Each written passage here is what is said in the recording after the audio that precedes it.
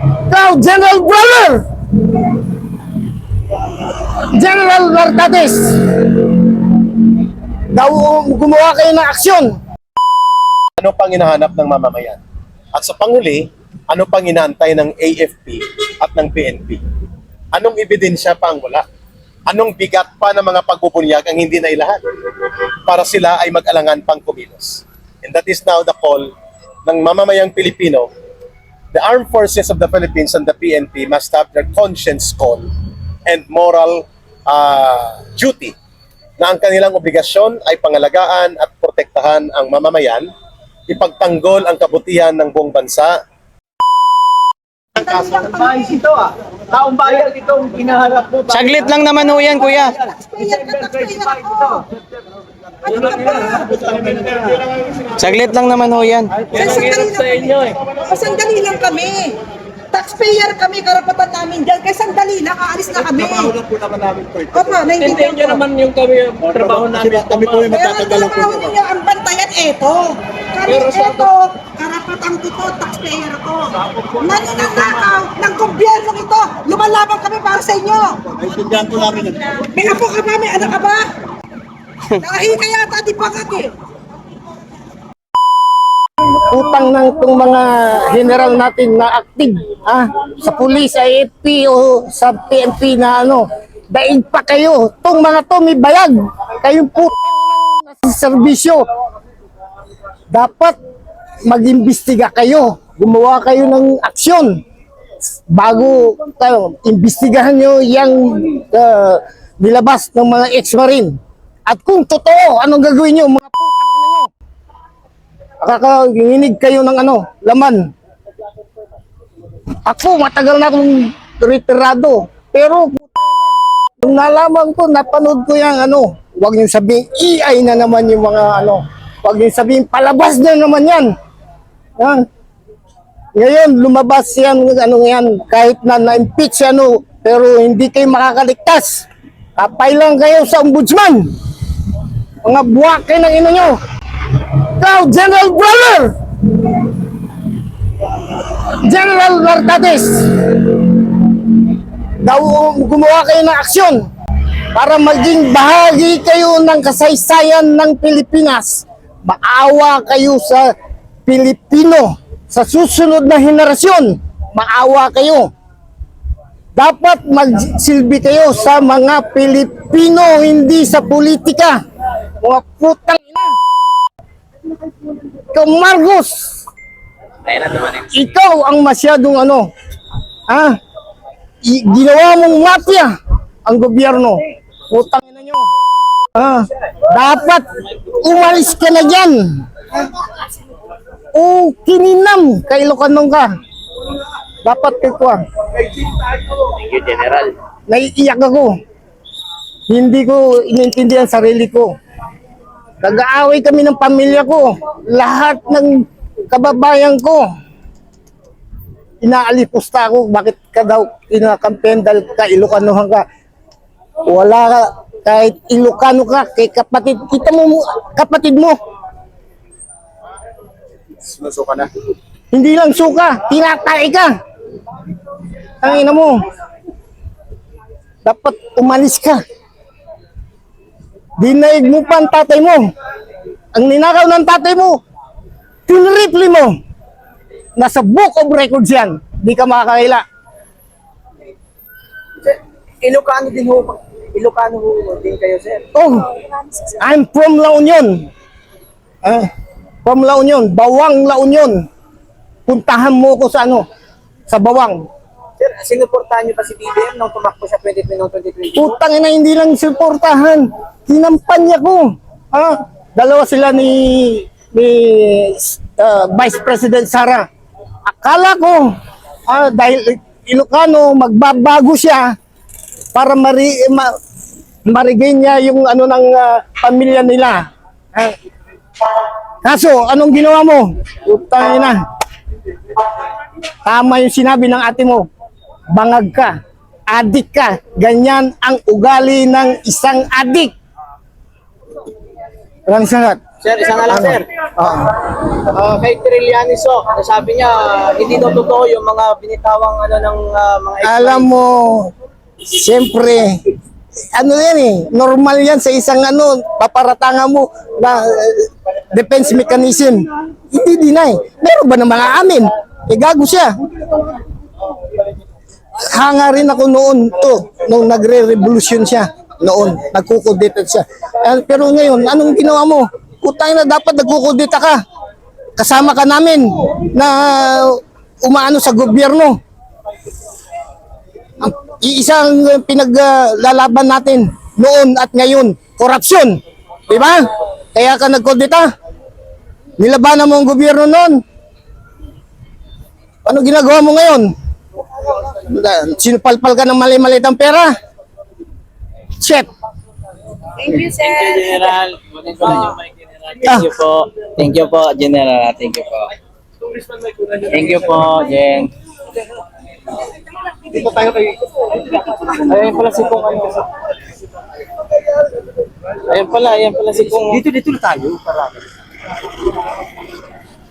Oh, ready nyo na. Sige 10 po. minutes for itong mic. Kala ko mag-interview, sir. Oh, dito. Wait.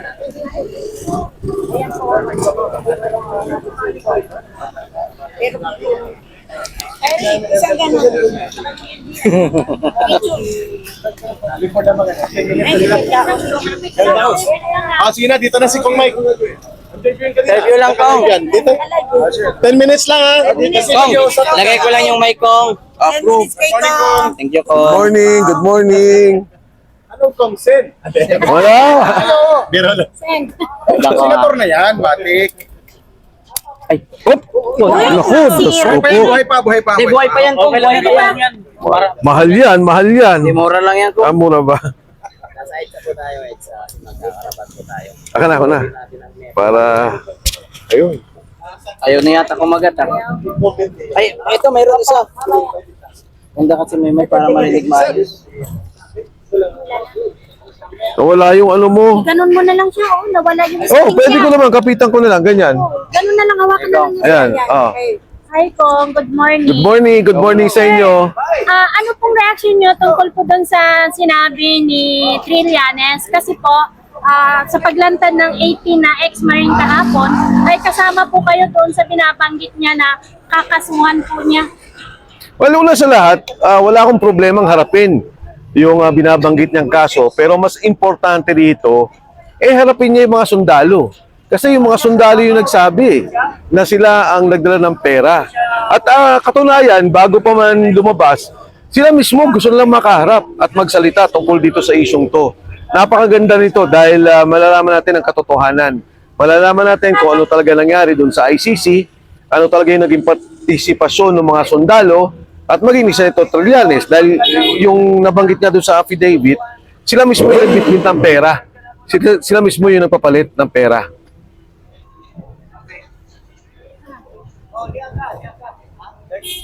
Sir, sa paglantad po ba ng 18 ex-soldiers, sa tingin niyo po ba, maituturo na po talaga itong mastermind at maididiin po talaga kung sino ang siyang tunay na may kasalanan? Alam mo kung tutuhanin ng investigasyon, hindi na kailangan lumabas nitong 18 to. Bakit? Nung umpisa pa lamang, nagsalita na si Sergeant Gotesa, di ba, nabigit niya, nagdi-deliver siya ng pera. Matapos doon lumabas si Saldico. Sunod-sunod na video ang sinabi ni Saldico na ito yung mga pangyayari. Matapos noon, lumabas naman si Yusek Bernardo. Nagsalita si Senator Ping sa Senado. Ang sabi niya, yung 25 billion na sinasabi ni Saldico hindi daw totoo dahil yung 8 billion, ito daw ay binigay ni Yusek Bernardo kay Adrian Bersamin at kay Yusek Traigib Olaybar. Kaya kung titingnan mo, noon pa, madudugtong-dugtong mo na eh. Alam mo na yung kwento, pero ang problema natin, humihinto ang investigasyon. Tuwing tinatamaan si Speaker Martin Romualdez, tuwing tinatamaan ng Pangulong Bongbong Marcos, humihinto yung investigasyon. Ngayon, lumabas na naman yung 18 sundalo na sinasabi nila. Nag-deliver kami sa Aguado, nag-deliver kami sa iba't ibang bahay sa may Forbes Park, sa 41 Forbes Park, nag-deliver kami sa Ilocos. Kaya napakalinaw na eh. Hindi ito kwentong kutsero, kundi personal na mga tao na na-involve. Magmula kay Gotesa, siya dang nag-deliver ng pera. Kay Saldico, siya kausap, siya gumawa ng budget, siya nag-deliver ng pera. Hanggang kay Yusek Bernardo, kinuha niya yung pera, sinabihan daw siya nilagay sa armored van, 8 bilyon kay Gib Olaybar at saka kay Yusik Adrian Samin. So dire-diretso.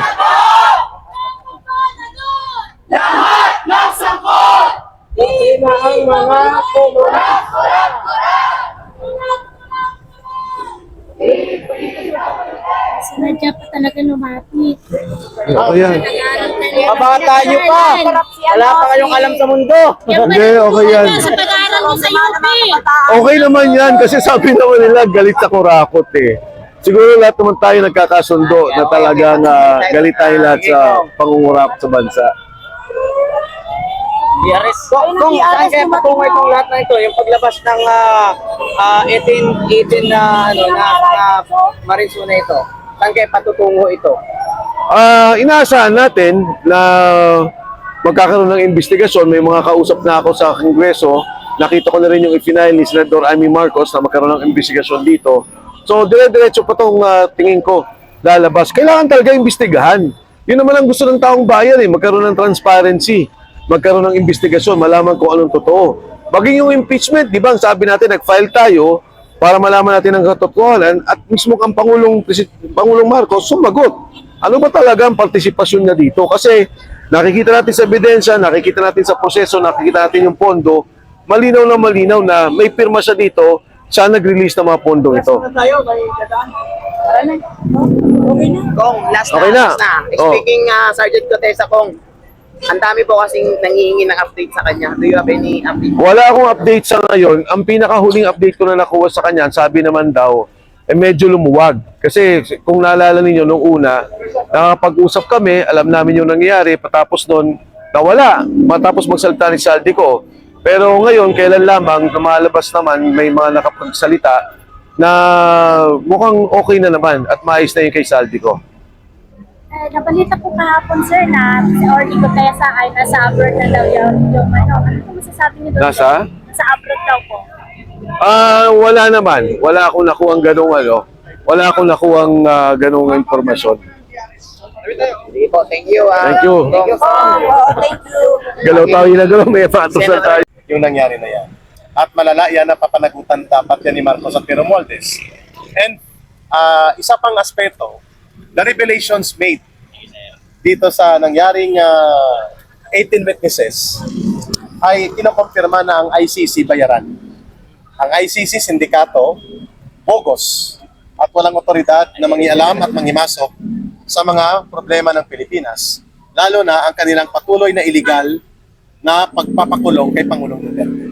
So yan pong bigat ng testimonya na yan. And ang lahat ng mga nauna ng inilahad nila Ginoong Saldico, Sergeant Gutesa, ang mag-asawang Diskaya, Yusek Bernardo, Yusek Cabral, at ang kay Adrian Bersamin ay tumutugma. Yan ang tinatawag that the all criminal trails of systematic plunder and massive corruption ang daloy ng kriminal na pananagutan papunta kay Marcos at kay Romualdez. All criminal trails now are leading towards Marcos and Romualdez. That is the weight of the testimony of the 18 witnesses. Wala na siyang kawala dito. The challenge now is for the Filipino people to act. Kasi lantad na eh. Magkakatugma, magkakadugtong ang mga ebidensyang ito. Ano pang hinahanap ng mamamayan? At sa panghuli, ano pang inaantay ng AFP at ng PNP? Anong ebidensya pa ang wala? Anong bigat pa ng mga pagbubunyag ang hindi na ilahat? Para sila ay mag-alangan pang kumilos. And that is now the call ng mamamayang Pilipino.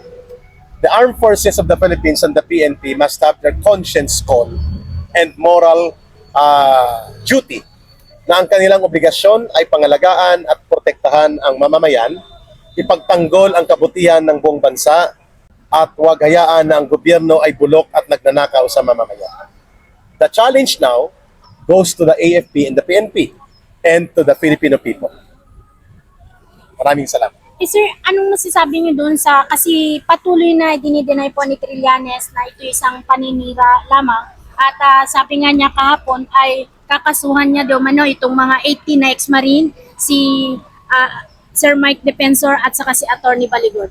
Alam mo, nang matapos po ang termino ni Trillanes at nabulok siya sa politika, Ang pangalawang pinagkakabuhayan niya ay magiging komedyante. So dahil wala na si Dolphy at si Chiquito, siya nang pumalit. Parehas lang ni Claire Castro. Kasi sino bang naglantad ng sarili niya na parang ambasador siya ng ICC kung masta? Parang siya ay consultant, operator, facilitator, ambasador ng ICC para durugin si Pangulong Duterte at ang mga previous officers ng Duterte government. Di ba siya din na nagpapamayabang? Napabalik-balik siya sa Netherlands para silipin niya si Pangulong Duterte kung may sakit pa o wala. E di nagpapakita na totoo ang sinasabi ng 18 witnesses na may diniliver. Kung paano niya patutuhanan yan, sa korte na siya magpaliwanag kasi siya man daw magsasampa ng kaso. Pero just again, Trillanes ang tawag sa kanya is the big joke. Isang malaking komedyante si Trillanes because ang credibility niya, zero. Eric, tawag dito. Ewan ko kung napansin niyo po ba na parang media blackout po yata ang paglantad ng mga 18 ex-soldiers natin? Expected. At hindi lang blackout or hindi lang hinilot. Talagang distorted. Anong sa palagay niyo dahilan na Eric? Dahil kontrolado nila Marcos at Romualdez ang malalaking media corporation. Bayad? Bayad. Alam yun. At binanggit nga doon sa mali-malita na may mga budget sa media, anchor persons, media personalities, pare, pati pa mga iba pang mga opisyal ng gobyerno. It was a very systematic and a very massive corrupt practice na kinurap ng media, kinurap na ang institusyon ng Kongreso, ang Senado, kinurakot pa ang buong ahensya ng gobyerno at binulok pa pati ang police at military to the point na wala na silang paninindigan at nawala ng kanilang sense of moral duty and conscience obligation to the people. Kay Leila de Lima, sir, anong masasabi niyo po sa kanya? Kasi nakita po namin doon sa list na ipinakita ng mga 18 ex-Marine ay kasama po yung pangalan niya. At to the fact na nakikita po natin na kasama ng mga pinklawan sa kanilang mga rally. Eh di, si Dilima naman malapit-lapit nang bumalik sa kanyang bahay bakasyonan sa kulungan.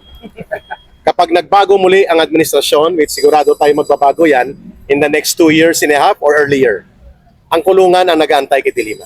Hindi ang kanyang mga paglalamyerda at ang kanyang mga frailties sa managimik. Mananagot siya. Sigurado yan. At kasama din siyempre si Marcos at si Romualdez at magbubuo sila ng Selda 13 para sa kulungan. Aatulan sila ng mamamayan sa pamumuno ng bagong liderato ng matino at matuwid na panggobyerno. Maraming salamat. Thank you kay Eric. Ayos.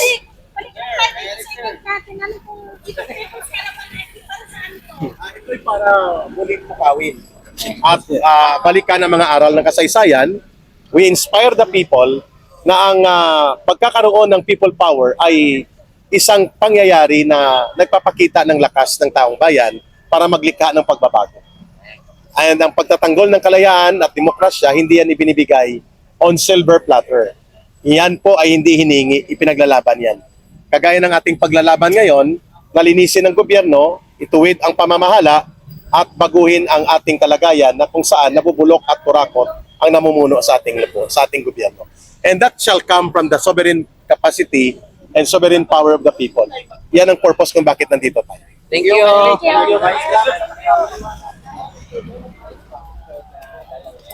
Mga Hello. Ano? General. Pwede ba ma-interview, General? Thank you, General. Palagay lang po ako. Pwede ba magmurang? Ikaw, General. General tayo, oh.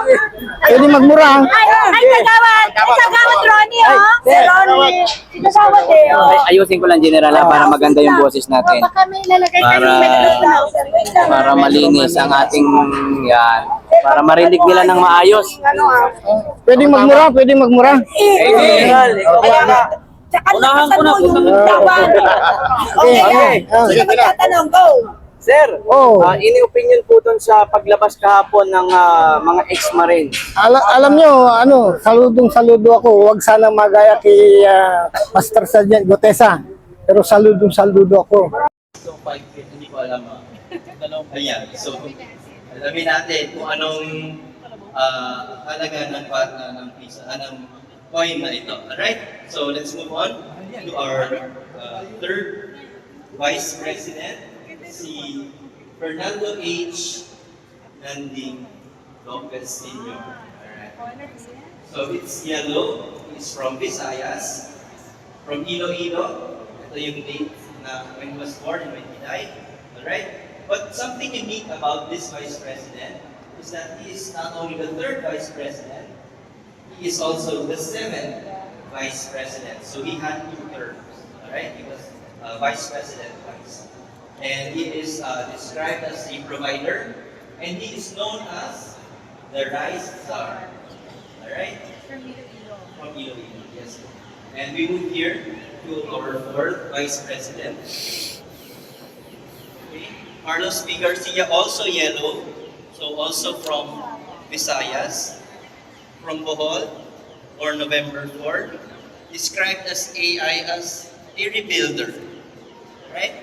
But more importantly, he is known as the Bard from Bohol. Bakit kaya? Okay, so basahin natin and you will find out some trivia also about them. Okay? Sige, so let's proceed to our 5th Vice President. Dito po tayo kay Diosdado Macapagal. Ayan, si VP Dado. He is known as a reformer, and yes, as you will see, there's also the 200 peso bill. So baka yung iba sa atin meron pa, no? Meron na bago na rin kasi yan. But he was also on the 200 peso bill. Okay? VP Diosdado Macapagal is known as the poor boy from Lubao. That's why we're saying, no, the Vice President's extra plus ordinary. Right? It could be anyone. He was a poor boy from Lubao, but then he gave that little extra into his service. Okay? So, join me dito sa ating 6th Vice President. So, dito naman tayo kay Emmanuel N. Pelaez, color red. Mindanao, very good one. So, from Misamis Oriental, born and died. There's also a special point here.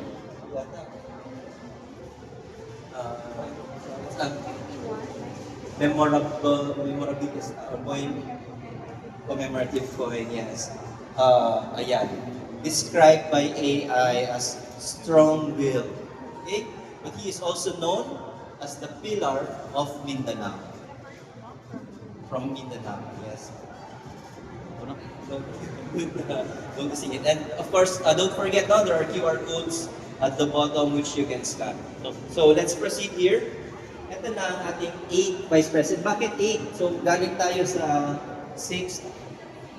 Okay? But now we're on the 8th because kanina si VP Lopez was the 3rd and the 7th. So nandito na tayo sa 8th. Okay? Color blue, he's from Luzon, from Manila. He is known as the selfless patriot and described as AI as principal. Ayan. So, yan si VP Salvador Doy Laurel. Okay, let's proceed. Our 9th Vice President, also from Manila. So, from Luzon, VP Joseph Ejercito Estrada. Mas kilala siya bilang si ERAP. ERAP para sa mahirap. And he is described as dynamic. Okay? So this, our 9th Vice President. Ayan. So from here, na tayo sa kabila. Pa tayo. So dito po, may kikilala din natin ang ating 10th Vice President. Vice President GMA, Gloria Macapagal Arroyo, known as the Iron Lady of the Philippines and described by AI as formidable. Yeah, so she is the daughter of a former Vice President also. Okay, and let's proceed. Dito po tayo sa ating 11th Vice President. Vice President Teofisto Gingono Jr., color red, from Mindanao, Agusan and Misamis, born July 4. So, buhay pa po sila. Makikita nyo, no? Kanina may date. So, if they already passed on. But if wala, they're still alive, truly. Alright? So, VP Teofisto Gindona is known as the draft buster and is described by us upright. Okay, matuwid. Thank you. Proceed to our 12th Vice President. Vice President Manuel, more known as Noli de Castro, or mas kilala pa nga bilang Kabayan. Ayan. And he is described as empathetic. Alright, so this is our 12th Vice President. Ayan po, mapagmalasakit. Alright, and again, don't forget, we have QR codes to know more about our Vice Presidents. Let's proceed to our 13th Vice President. Color blue is from Luzon, from Makati, alright? Vice President Jenjo Marbinay. So from being a mayor, siya din naging Vice President. So he is described as compassionate at mas kilala siya bilang the leader of the poor. So he had an importance na during his term also as the housing secretary. Alright. And then we proceed to the 14th Vice President, Ms. Leonor Robredo, mas kilala bilang si Vicky Lenny. Alright, she's the Vice President during the pandemic, and she is known or described here as strength with grace, at dinidescribe din siya nangyayari as an advocate. Right? So, advocacies during her time sa pandemic periods. Alright, and then we proceed now, sorry. Yan na, si BP. We proceed here to our 15th Vice President, right? Color red is from Mindanao, from Davao, of course. VP Inday Sara Duterte, right? Known for her leadership. Leader of firm resolve, described by our AI as decisive, or sa Tagalog, sigurado. Ayan. Ito yung kanyang speech bubble. Let me read this as women. We can work together to transcend differences and provide great inspiration to others to be more involved in building a society that is inclusive, supportive, and constantly learning for more humane expressions. So, Itananaya, she is the Vice President to present, and we are here kasi this is the 90th, we are celebrating the 90th year of the Office of the Vice President. Paano saan natin nakikita yan? Dito po sa gitna, meron tayong panels na na-skip natin. This is our timeline panel. So, nandito po ang simula from 1935. Dito po. So, from 1935, ayan, kaya 2025, 1935 to 1944. hindi po. Ito po 1935 to 44, ito po yung term, yung term ni President Manuel L. Quezon, where Vice President Sir Jose took office as VP. So, titingnan natin ito, 1935, yan yung simula nung may una tayong kinilalang Vice President. That's why until 2025, November, when they took office, both of them, si Manuel L. Quezon and Sir Jose Peña, right? This is 90 years to 2025. Kaya itong from 2025 of November to 2026, we are in this celebration of our 90th year anniversary. Alright? So meron din tayo dito, that's why it's called a timeline panel. Kasi there are also significant events in the history, not only of the Philippines, but also of the world. Alright? So makabasa natin. World War begins, World War War, first the Korean War. So sunod-sunod na po yan. Hindi nyo napansin, no? Dito sa mga panel, wala yung term nila.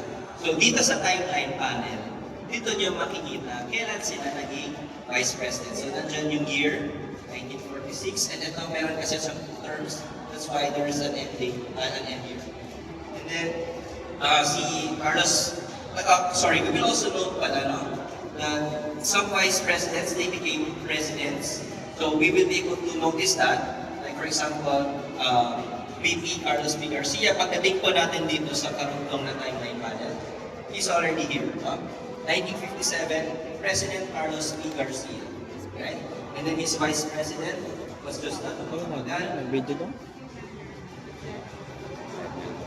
Yes, so here, you notice, yan, siya yung naging president na, at ang kanyang vice president naman, si Emmanuel Velasquez. And then you will see them here, no?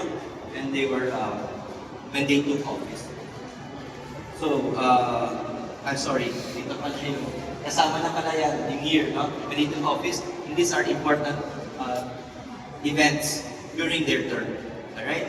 So, ayan, nakita natin ulit si VP Lopez. The second time he became vice president from there, and he's also here with President Marcos. But later on, sa presidency ni Ferdinand Marcos, during the martial law, he declared, he abolished also the office of the vice president. So you will see for a time, from 1972 to 1986, there was no vice president. Yeah, and the kwento ng office of the vice president. Yes. And so, yeah, good question. So yes, so during this time again, there was no vice president. And then, dito tayo sa likod, ito yung continuation. 1986 to 1992, President Corazon Aquino had her vice president, si Doy Laurel. Alright? And nakita natin our important events. Mount Pinatubo Erupts. Ayan. Nakalimutan na natin. And then 1992, President Fidel Ramos had his